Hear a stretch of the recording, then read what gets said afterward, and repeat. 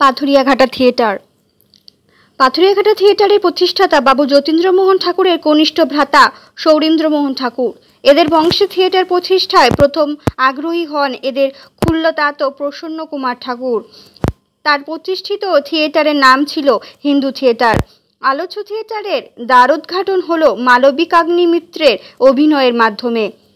অভিনয় হয় 1859 সালে। মালবিকাগ্নি মিত্র মহাকবি কালিদাসের অমর সৃষ্টি। মালবিকাগ্নিমিত্র নাটকের বাংলা ভাবানুবাদ। অনুবাদক ছিলেন স্বয়ং সৌরীন্দ্রমোহন ঠাকুর। তার বিশেষ অনুরোধে তদীয় ভ্রাতা যতীন্দ্রমোহন ঠাকুর মাইকেল মধুসূদন দত্তকে এই অনুবাদ কর্মটি দেখে দেবার কাতর অনুনয় জানিয়ে লেখেন, এই হলো মালবিকার শেষ 2 অঙ্ক। আশা করি আপনার স্বাভাবিক কৃপা সহকারে আপনার প্রাজ্ঞ মতামতের উপকার আমি পাব। আমার ভাই আমাকে আরও অনুরোধ করেছেন যে আপনি এখন পুরো নাটকটি পেলেন, তাই তিনি আপনার পাণ্ডিত্যপূর্ণ মতামত আশা করেন। মালবিকাগ্নিমিত্রের অভিনয়ে পরিচালনার দায়িত্বে ছিলেন বেলগাছিয়া নাট্যশালার বিখ্যাত নট ও নাট্যশিক্ষক কেশবচন্দ্র গঙ্গোপাধ্যায়। তার নাট্যশিক্ষকতা সম্পর্কে মালবিকাগ্নিমিত্রের অভিনয়ের অন্যতম অভিনেতা মহেন্দ্রনাথ মুখোপাধ্যায় জানিয়েছেন, কেশবচন্দ্র গাঙ্গুলি ফিনান্স অফিসে কর্মচারী, বড় বাজার বিশিষ্ট বন্ধু। তখনকার দিনে সেরা বিদূষক ছিলেন। পাইকপাড়ার শর্মিষ্ঠা ও রত্নাবলীর অভিনয়ে তিনি বিদূষক হইয়া বিশেষ কৃতিত্ব দেখাইয়াছিলেন। তিনি আমাদের শিক্ষাগুরু ছিলেন। মোটিশন, স্বগত, চমকে ওঠা ইত্যাদি বিষয়ে আমাদিগকে শিক্ষা দিতেন।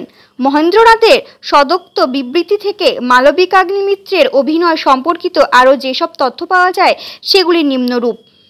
ফিনান্স অফিসের দীননাথ ঘোষ ছিলেন পাথুরিয়াঘাটা রঙ্গালয়ের স্টেজ ম্যানেজার। প্রমোটারের দায়িত্ব ছিল শরৎবাবুর ওপরে। তিনি আবার স্টেজের ভেতর থেকে পাখোয়াজ বাজাতেন। তিনি একজন দক্ষ পাখোয়াজ বাদক ছিলেন।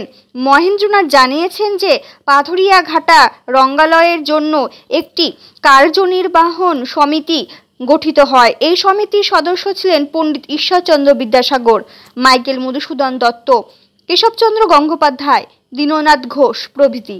এরা স্থির করতেন কে কোন ভূমিকায় অবতীর্ণ হবেন। মালবিকাগ্নিমিত্রের অভিনয়ে সম্পূর্ণ অভিনয় তালিকা পাওয়া যায় না, তবে মহেন্দ্রনাথের পূর্বোক্ত বিবরণ দেখে জানা যায় যে সৌরীন্দ্রমোহন ঠাকুর ও মহেন্দ্রনাথ ছিলেন যথাক্রমে কঞ্চুকি ও বিদূষকের ভূমিকা। মহেন্দ্রনাথের স্মৃতিকথায় বলেছেন, প্রথমে গোপীমোহন ঠাকুরের পুরাতন বাড়ির দোতলায় নাচঘরে স্টেজ বাঁধা হইল। রামনারায়ণ পণ্ডিত মহারাজ যতীন্দ্রমোহন ঠাকুরকে, তখন তিনি মহারাজা হয়েই নাই, বলিলেন, আমি আপনাকে ঠিক রত্নাবলীর মতো একখানা নাটক লিখিয়া দিব। তাহা মালবিকাগ্নিমিত্র নাটক আমরা প্রথম অভিনয় করিয়াছিলাম।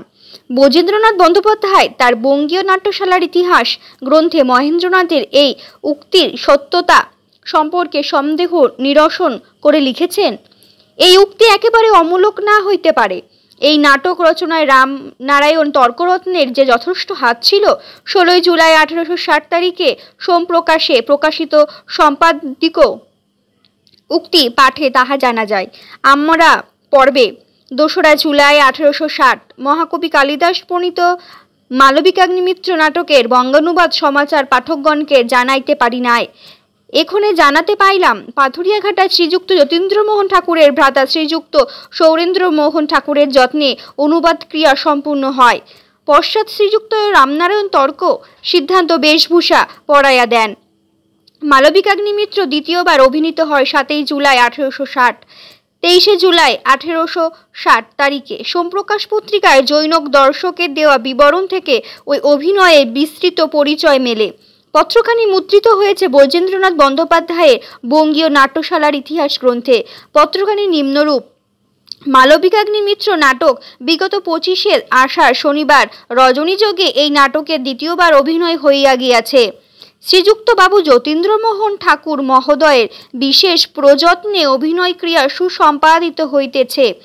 দেশীয় ভাবানুরাগী ব্যক্তিমাত্রই শ্রীযুক্ত যতীন্দ্রমোহন বাবুর নিকট কৃতজ্ঞতা স্বীকার করিবেন ও তিনি এতদ্রূপ দেশহিতকর ব্যাপারে নিরন্তর রত থাকেন, জগদীশ্বর সন্নিধানে এই প্রার্থনা করিবেন।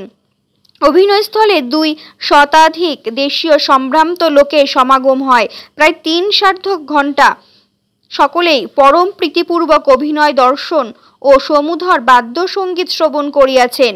প্রথমত দেশীয় বিবিধ বাদ্যযন্ত্র অভিনয় মন্দির যদ্রূপ মনোহার হইয়াছিল তাহা অনিবর্চনীয়। এক প্রকার যন্ত্রের সংযোগ ও সমতা করা কিছু অল্প ব্যয় বা অল্প আয়াসসিদ্ধ নয়। রঙ্গভূমিও অতি অপূর্ব হইয়াছিল। অন্তর অভিনেতাগণের মধ্যে নট, রাজা, প্রতিহারী, কাঞ্চুকী, রাজ্ঞী, ইরাবতী, মালবিকা, কৌশিকী, বকুলাবলী প্রভৃতির বিশেষ দক্ষতা প্রতীত হয়। তাহাদের কথোপকথন প্রায় স্বভাবস্বরূপ বোধ হইয়াছিল। নর্তকী বেশধারী যুবকদ্বয় অভিনয়ের উপসংহারকালে তাহাদের নৃত্য দর্শকমণ্ডলীকে চমৎকৃত করিয়াছিল।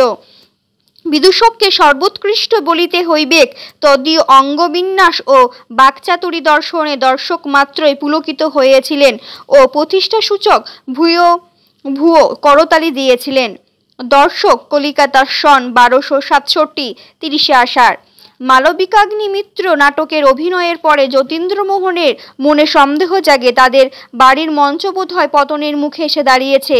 1860 সালের প্রথম দিকে মাইকেল মধুসূদন দত্তকে লেখা তার পত্র থেকে সে কথা জানা যায়। আমার বিশ্বাস রাজারা পাইকপাড়া, বেলগাছিয়া নাট্যশালা আর কোনো বাংলা নাটকের অভিনয় করবেন না। আর আমার ভ্রাতা নাট্যশালার কথা যদি জিজ্ঞেস করেন তবে আমার আশঙ্কা হয় মালবিকার অভিনয় এই নাট্যশালার প্রথম ও শেষ অভিনয়। অনুদিত স্বয়ং যতীন্দ্রমোহন তার এই আশঙ্কাকে অমূলক করে দিয়ে নাট্যকার রামনারায়ণ তর্করত্নের কংসবধ নাটক অভিনয় করার জন্য উদ্যোগী হন। দুঃখের বিষয় সে নাটক অভিনীত হয়নি। এরপর যতীন্দ্রমোহন নিজে বিদ্যাসুন্দর কাহিনীর নাট্যরূপ দেন। বিদ্যাসুন্দর অভিনীত হয় পাথুরিয়াঘাটা ঠাকুর বাড়িতে নবপ্রতিষ্ঠিত নাট্যশালায়। এই নাট্যশালার প্রতিষ্ঠাতা যতীন্দ্রমোহন ঠাকুর। নাট্যশালার অবৈতনিক সম্পাদক ছিলেন ঘনশ্যাম বসু। বিদ্যাসুন্দরের প্রথম অভিনয় তারিখ 30 ডিসেম্বর 1865। এই অভিনয়ের ভূমিকা লিপি নিম্নরূপ: রাজা বীরসিংহ, রাধাপ্রসাদ বসাক, মন্ত্রী হরিমোহন কর্মমার, গঙ্গা ভাট, গিরিশচন্দ্র চট্টোপাধ্যায়, সুন্দর মহেন্দ্রনাথ মুখোপাধ্যায়, ধূমকেতু হরিচরণ মুখোপাধ্যায়, বিদ্যা মদনমোহন বর্মন, হিরে মালিনী কৃষ্ণধন বন্দ্যোপাধ্যায়, সুলোচনা চপলা, রাজকন্যার দাসী যদুনাথ ঘোষ ও ফটিকচন্দ্র ওরফে হরকুমার গঙ্গোপাধ্যায়, বিমলা নারায়ণচন্দ্র বসাক, প্রতিহারী অমরনাথ চট্টোপাধ্যায়, প্রহরী ব্রজদুর্লভ দত্ত। বিদ্যাসুন্দরের প্রথম অভিনয় দেখেছিলেন রেওয়াজ মহারাজ। বিদ্যাসুন্দরের দ্বিতীয় অভিনয় হয় 6 জানুয়ারি 1866। এই অভিনয়ও দেখেন রেওয়ার মহারাজ। 9 জানুয়ারি 1866 তারিখে সংবাদ পূর্ণচন্দ্রোদয় থেকে জানা যায় রেওয়ার মহারাজ অভিনয় দেখে এত খুশি হন যে তিনি প্রত্যেক অভিনেতাকে 3000 টাকা ও একখানা কাশ্মীরি শাল পুরস্কার ঘোষণা করেন। অভিনেতারা ভদ্র সন্তান বলে সেই পুরস্কার গ্রহণ করেননি।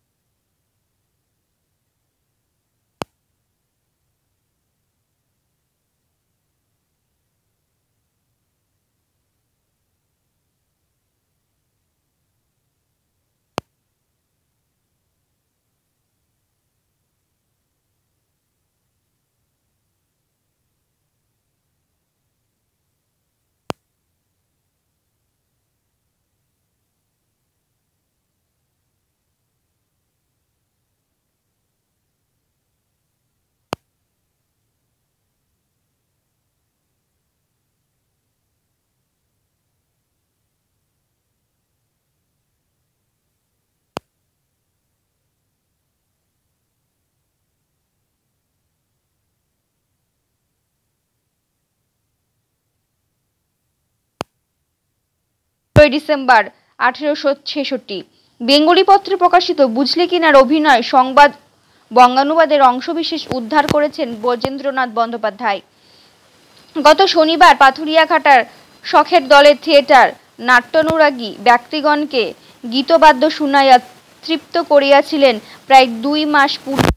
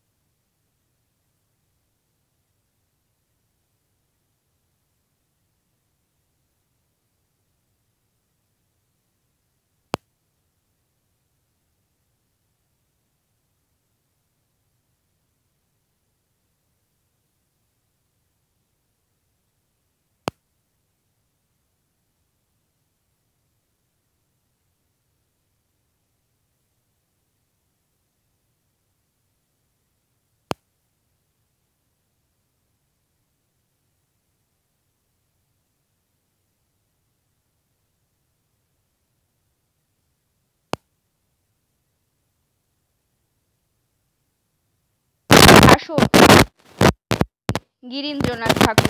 সম্ভবত এই অভিনয় অনুষ্ঠিত হয় 1854 খ্রিস্টাব্দে, তার মৃত্যুর কিছু পূর্বে। তার নাট্য প্রয়াসবে স্থায়ী রূপ দিতে আসেন গুণেন্দ্রনাথ, গণেন্দ্রনাথ, জ্যোতিরিন্দ্রনাথ, সারদা প্রসাদ গঙ্গোপাধ্যায় প্রমুখ এই বাড়ির পুত্র ও জামাতাবৃন্দ। জ্যোতিরিন্দ্রনাথের জীবন স্মৃতি গ্রন্থ পাঠে জানা যায় যে জোড়াসাঁকো নাট্যশালার জন্য একটি কমিটি গঠিত হয়। এই কমিটিতে ছিলেন কৃষ্ণ বিহারী সেন, গুণেন্দ্রনাথ ঠাকুর, জ্যোতিরিন্দ্রনাথ ঠাকুর, অক্ষয়চন্দ্র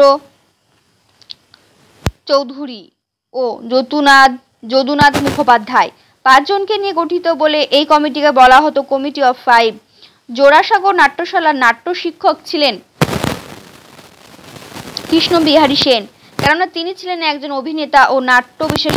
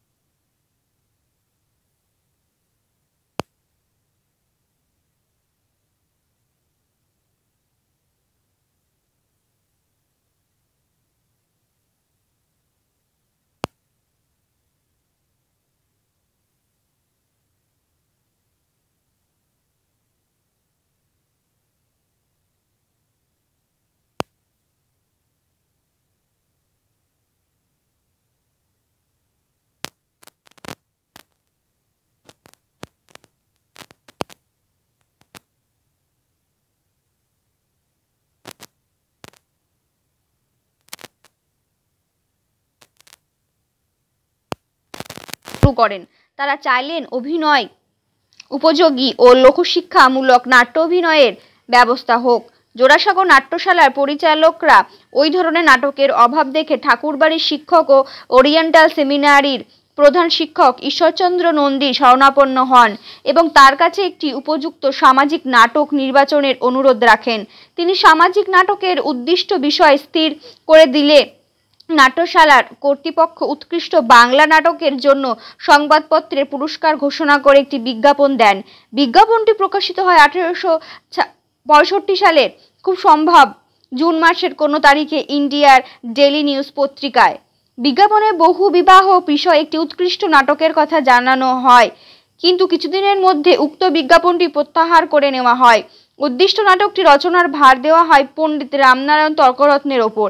জোড়াসাঁকো নাট্যশালার উল্লেখিত কমিটি অফ 5 হিন্দু নারীর দুরবস্থা ও পল্লীগ্রামের জমিদারগণের অত্যাচার এই দুটি বিষয় নিয়ে দুখানি উৎকৃষ্ট সামাজিক নাটকের জন্য 15 জুলাই 1865 তারিখের ইন্ডিয়ান মিরর পত্রিকা একটি বিজ্ঞাপন দেন।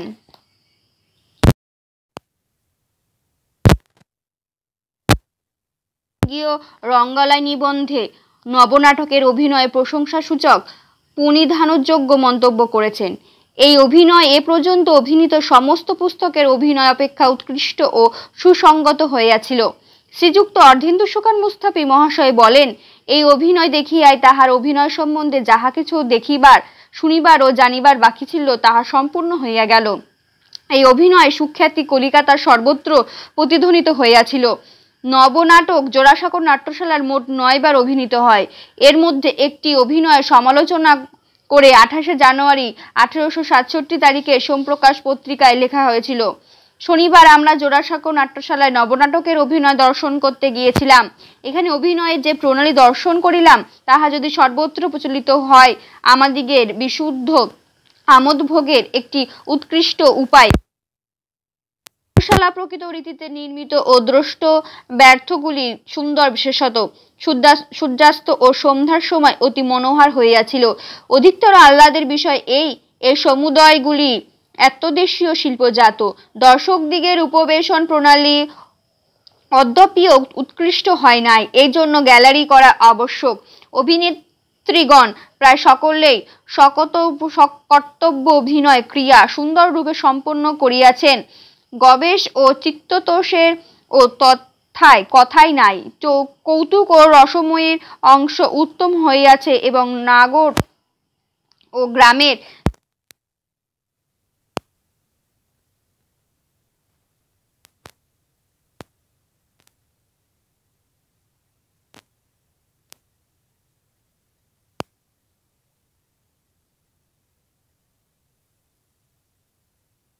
রবীন্দ্রনাথ ঠাকুরের ঘরোয়া গ্রন্থে। থিয়েটার হবে বলে পাশের ঘরে ঘুলঘুলি দিয়ে বাড়ির মেয়েরা থিয়েটার দেখতেন। দুটি ঘুলঘুলি মাত্র ছিল সেখানে। তার একটিতে খাটাল জুড়ে বসতেন কর্তা দিদিমা, আর একটি ঘুলঘুলি দিয়ে বাড়ির অন্য মেয়েরা ভাগাভাগি করে দেখতেন। নয়রাত্রির সমানে কর্তা দিদিমা থিয়েটার দেখেছেন। নবনাটকের অভিনয় সেই সময়কার মানুষের মনে বেশ। ঠাকুর তার স্মৃতিকথা সে কথা স্বীকার করেছেন। এই নাটকখানি দর্শকগণকে এত মোহিত করিয়াছিল যে তাহাদের অনুরোধে একাধিক রজনী নবনাটক অভিনীত হইয়াছিল। যে উদ্দেশ্য এই অর্থ ব্যয় ও পরিশ্রম তাহা কতক পরিমাণে সফল হইয়াছিল বলিয়া বোধ হয়। কেননা নবনাটক তখন দেশে বেশ একটা আন্দোলনের সৃষ্টি করিয়া তুলিয়াছিল। নবনাটক অভিনয়ের পর জোড়াসাঁকো নাট্যশালা বন্ধ হয়ে যায়। এই নাট্যশালা কমিটি কর্তৃক হিন্দু মহিলাগণের বর্তমান দুরবস্থা বিষয়ক একটি নাটক লেখানো হয় 200 টাকার পুরস্কারের মাধ্যমে। নাটকখানির নাম হিন্দু মহিলা নাটক। নাটকটি রচনা করেন সোমরা নিবাসী বিপিন মোহন দাস সেনগুপ্ত 1868 সালে। নাটকখানি জোড়াসাঁকো নাট্যশালায় অভিনীত হয়নি। নাটকটি বিজ্ঞাপনে জানা যায় 1867 সালে নাট্যশালা সমাজ বিগত জীবন হয়েছিল। জোড়াসাঁকো নাট্যশালা পুনরায় জীবন ফিরে পেয়েছিল 10 বছর বাদে 1877 সালে জ্যোতিরিন্দ্রনাথ ঠাকুরের অলীকবাবু অভিনয়ের মাধ্যমে। এই অভিনয়ের নাম ভূমিকায় অবতীর্ণ হন রবীন্দ্রনাথ। তার নাট্য রচনা আর অভিনয় ও প্রযোজনা জোড়াসাঁকো নাট্যশালার বিচিত্র বিকাশ ঘটে। জোড়াসাঁকো নাট্যশালার জন্ম দেয় আধুনিক থিয়েটার, সে অন্য ইতিহাস।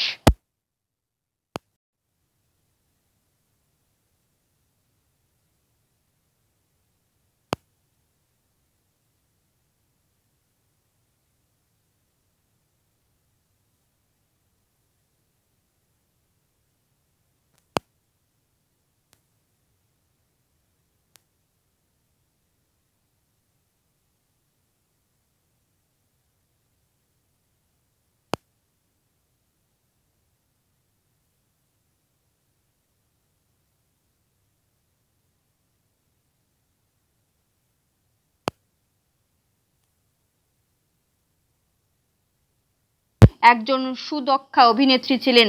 তাদের নাট্য নির্দেশনায় শোভাবাজার রাজবাড়ির নাটমন্দিরে অভিনীত হয় দুখানি নাটক, লাভার্স অফ সালামাঙ্কা এবং দি ফক্স অ্যান্ড দি উলফ। এই অভিনয়ের বিবরণ প্রকাশিত হয় 1844 সালের 21 অক্টোবর ইংলিশম্যান পত্রিকায়। সেই বিবরণ থেকে জানা যায় যে হলঘরটি সাজানো হয় লিটল থিয়েটারের মতো করে প্রয়োজনীয় দৃশ্যপট প্রভৃতি দিয়ে। এদিকে অভিনয়ের সঙ্গে নাচের আসর বসেছিল। নাচটি ছিল monsieur Rosier tight and slack rope নাচ। উভয়েই ও নাচ শেষ হয়েছিল রাত্রি 11:30টায়। দর্শক হিসেবে উপস্থিত ছিলেন কলকাতার ধনী ব্যক্তি এবং কিছু বিদেশিনী। রাজা রাধাকান্ত দেব আর কোনো নাট্যাভিনয়ের ব্যবস্থা করেছিলেন কিনা তা জানা যায় না। তবে ওই একেবারে অভিনয়ের তিনি ব্যয় করেছিলেন লক্ষাধিক টাকা। উল্লেখিত অভিনয়ের পরে শোভাবাজারের রাজবাড়িতে পুনরায় অভিনয়ের আসর বসে 1865 সালের 18 জুলাই। ওই দিন অভিনীত হয় মাইকেল মধুসূদন দত্তের একেই কি বলে সভ্যতা প্রহসনটি। এই অভিনয়ের ব্যবস্থা করেন রাধাকান্ত দেবের ভ্রাতুষ্পুত্র রাজা দেবীকৃষ্ণ। তিনি ছিলেন নাট্যানুরাগী। তিনি তার নাট্যানুরাগকে বাস্তব রূপ দেবার জন্য স্থাপন করেন শোভাবাজার প্রাইভেট থিয়েট্রিক্যাল সোসাইটি। এর উদ্যোক্তাদের মধ্যে ছিলেন শোভাবাজার রাজবাড়িরই মানুষ, যথা কুমার উপেন্দ্রকৃষ্ণদেব, কুমার অমরেন্দ্রকৃষ্ণদেব, কুমার উদয়কৃষ্ণদেব প্রভৃতি। এদের সহযোগে হিসেবে ছিলেন চন্দ্রকালী ঘোষ, কালীকৃষ্ণ বসু, গোপালচন্দ্র রক্ষিত, উমেশচন্দ্র মিত্র প্রভৃতি। চন্দ্রকালী ঘোষ ছিলেন উক্ত সোসাইটির সভাপতি ও উমেশচন্দ্র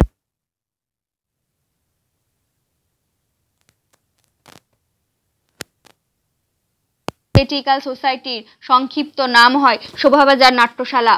এই নাট্যশালার মহলা হতো চন্দ্রকালী ঘোষের পুত্র চমৎকার কৃষ্ণ ঘোষের বৈঠকখানায়। একে কি বলে সভ্যতা? অভিনয়ের ভূমিকা লিপি হেমেন্দ্রনাথ দাশগুপ্ত ভারতীয় রঙ্গমঞ্চের গ্রন্থে প্রদত্ত তালিকা অনুযায়ী নিম্নরূপ: কালীবাবু কুমার উপেন্দ্র কৃষ্ণ দেব, নববাবু মণিমোহন সরকার, কুলি ও কমলা কুমার উদয় কৃষ্ণ, মালি প্রিয় মাধব বসু, হরকামিনী কুমার বোজেন্দ্র কৃষ্ণ, প্রসন্নময়ী কুমার অমরেন্দ্র কৃষ্ণ, নৃত্যকালী ও বাবু গোপাল চন্দ্র রক্ষিত। মহেন্দ্রনাথ বিদ্যানিধি তার রঙ্গভূমির ইতিবৃত্ত গ্রন্থে একে কি বলে সভ্যতার যে ভূমিকালিপি দিয়েছেন তার সঙ্গে হেমেন্দ্রনাথ দাশগুপ্তের দেওয়া তালিকার গড়মিল আছে। মহেন্দ্রনাথ বিদ্যানিধির তালিকায় নিম্নরূপ: মাতাল ও কর্তামশাই প্যারীমোহন দাস, বাবাজি প্রিয়মাধব বসু, খানসামা বৈদ্যনাথ ও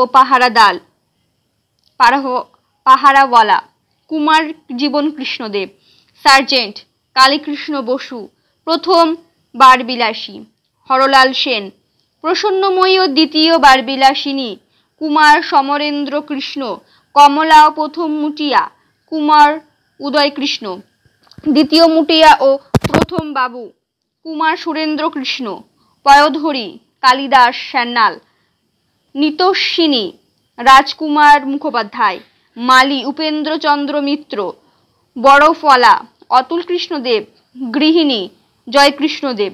একে কি বলে সভ্যতা?